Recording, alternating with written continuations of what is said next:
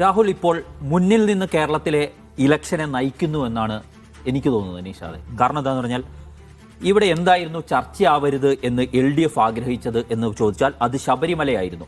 അവരതിനെ അവഗണിക്കാൻ പർപ്പസ്ഫുള്ളായി തീരുമാനിച്ചതാണ്. പക്ഷെ രാഹുൽ എന്ത് ചെയ്തു? ആ ശബരിമല തന്നെ മുൻനിർത്തി അവഗണിച്ച ചർച്ചയെ മുൻനിരയിലേക്ക് കൊണ്ടുവന്നു എന്നുള്ളതാണ്. മറ്റൊന്ന്, BJP LDF സഖ്യമെന്ന VD സതീശൻ ഉയർത്തിവിട്ട ഡീൽ ആരോപണത്തെ ആവർത്തിച്ചുന്നയിക്കുക മാത്രമല്ല അത് UDF ക്യാമ്പിനെ കൂടി ഉണർത്തുന്ന രീതിയിലേക്ക് രാഹുൽ ഇപ്പോൾ കൊണ്ടുപോവുകയാണ്. ഉദാഹരണത്തിന് അതെവിടെ കൊണ്ട് ചേർത്ത് വെക്കുന്നു എന്ന് പറഞ്ഞാൽ ട്രംപിനെ മോദി പേടിക്കുന്നു, അതിൻ്റെ പിന്നിൽ എന്താണ് എപ്സ്റ്റീൻ ഫയലാണ് എന്നൊക്കെ പറയുന്ന ഒരു ബ്ലാക്ക് മെയിലിംഗ് പൊളിറ്റിക്സ് ഉണ്ട്. അതിനെ കൊണ്ടുവന്ന് കേരള രാഷ്ട്രീയത്തിലേക്ക് കൊണ്ട് രാഹുൽ ഫിറ്റ് ചെയ്യുന്നുണ്ട്. രാഹുൽ അതിന് പറഞ്ഞു വെക്കുന്നത് എന്താണ്? മോദിയെ കാണുമ്പോൾ പിണറായി വിജയൻ എല്ലാം മറക്കുന്നു, കടക്കാൻ പറയുമ്പോൾ കടക്കുകയാണ്, ഇരിക്കാൻ പറയുമ്പോൾ ഇരിക്കുകയാണ് എന്ന പ്രയോഗം ഇന്ന് പ്രസംഗത്തിൽ നടത്തുന്നു. ഒരു കാര്യം പറയുന്നുണ്ട്, 10-36 മണിക്കൂർ എന്നെ ED ചോദ്യം ചെയ്തു, എന്തുകൊണ്ട് പിണറായി വിജയന്റെ മക്കളെ ചോദ്യം ചെയ്യുന്നില്ല? അതേ Epstein file model blackmailing നടക്കുകയാണെന്നാണ് അദ്ദേഹം പറയുന്നത്. അത് വളരെ കൃത്യമായി പറഞ്ഞിട്ട് എന്തു പറ്റി? മോദിക്ക് മുന്നിൽ അടിയറവ് വെച്ചിരിക്കുകയാണ്. കേന്ദ്ര സർക്കാരിനെ, മോദിയെ കടന്നാക്രമിക്കാൻ ഇപ്പോൾ പിണറായി വിജയന് കഴിയുന്നില്ല എന്നുകൂടിയാണ് നിഷാദ്. അതായത് മോദി വിരുദ്ധ രാഷ്ട്രീയം രാഹുൽ വളരെ ഉച്ചത്തിൽ ലൗഡായി ഇപ്പോൾ പറഞ്ഞുകൊണ്ടിരിക്കുന്നു എന്നുള്ളതാണ്. അതായത് പിണറായി വിജയനെ ഫോക്കസ് ചെയ്ത് അറ്റാക്ക് ചെയ്യുക എന്നതിൻ്റെ കുന്തമുന രാഹുൽ ഏറ്റെടുത്തിരിക്കുന്നു എന്നുകൂടി പറയണം.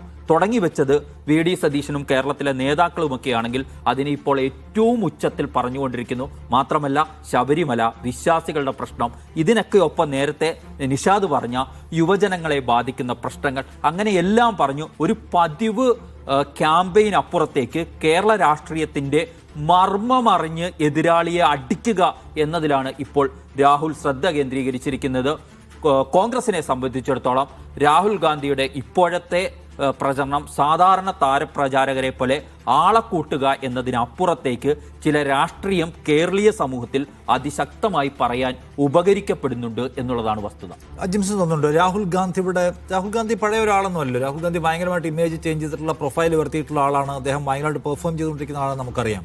അദ്ദേഹം കേരളത്തിൽ വന്ന് നടത്തുന്ന ഈ സ്റ്റേറ്റ്മെൻറ്റ്സ് ചില ആൾക്കാർ പറയുന്നു ദേശീയ തലത്തിൽ കാണിക്കേണ്ട ഒരു പാരസ്പര്യവും മര്യാദയും ഒക്കെ ഉണ്ട്, സൗഹൃദ മര്യാദ. അതിനപ്പുറം പോയിട്ട് ഇവിടെ വന്ന് മോദി CPM എല്ലാം ഒന്നാണെന്ന് അധിക വർത്തമാനം പറയുന്നു എന്നുള്ളതാണ്. മറിച്ചുള്ള ആളുകൾ ഇവിടെ വന്ന് ഒരു സർക്കാരിനെ ഉണ്ടാക്കാൻ വേണ്ടി അദ്ദേഹം മാക്സിമം പണിയെടുക്കുന്നു എന്ന് പറയുന്നു.